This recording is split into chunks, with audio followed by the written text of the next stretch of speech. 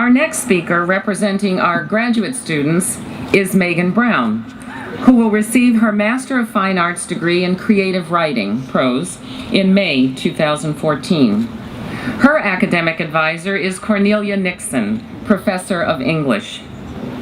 Megan enrolled at Mills last year and has been active as a Writing Center Fellow in the Mills Center for Academic Excellence, as well as contributing to our school newspaper, The Campanile, as a food blogger. This year, she also plans to work on 580 Split, the campus literary magazine. Off campus, Megan has worked with the organization Each One, Reach One, where she tutored incarcerated juveniles.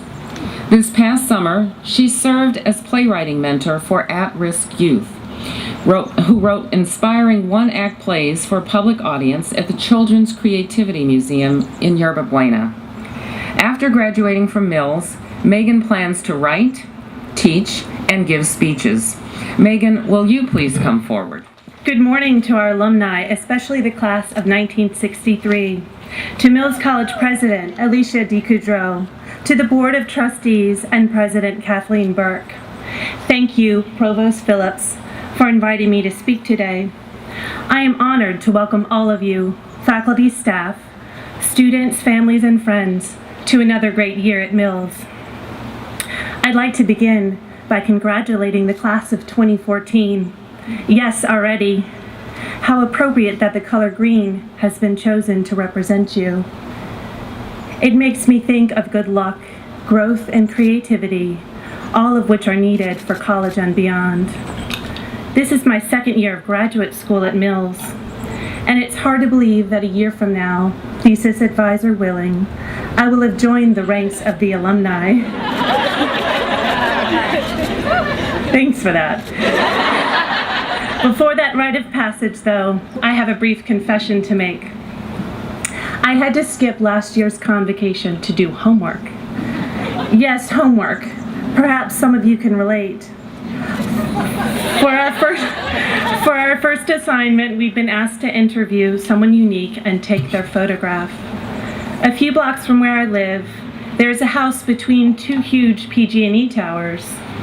For a long time, I'd wanted to walk up to it, to knock on its door, to learn what it's like to live in such a place. But I didn't know the residents, and a friend urged me not to enter the home alone.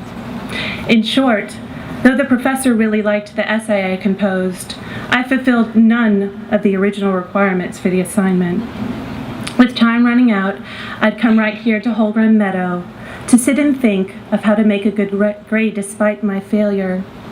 Where better to seek inspiration than our splendid and verdant campus? What's that, eucalyptus? I can't write an essay in 2 hours? Hush. The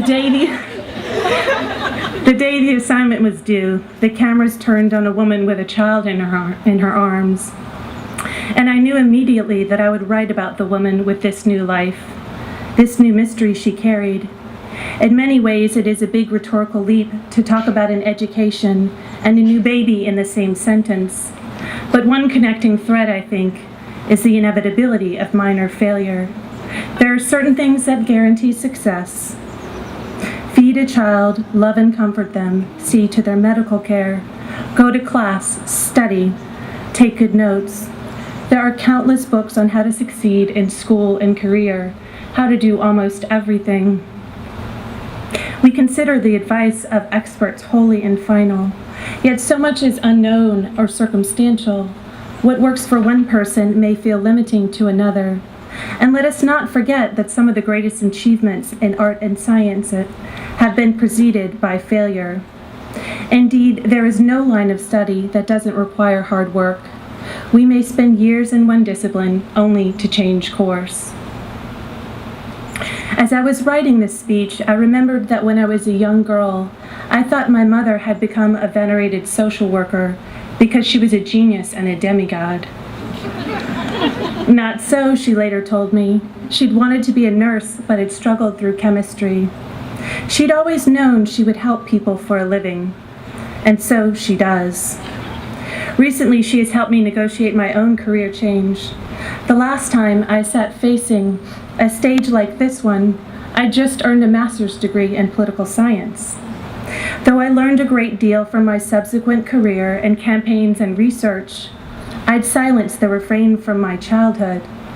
But I want to write, I'd always told my mother. It turned out she listened, and when I said I was unhappy at work, she echoed back my earliest hope for myself.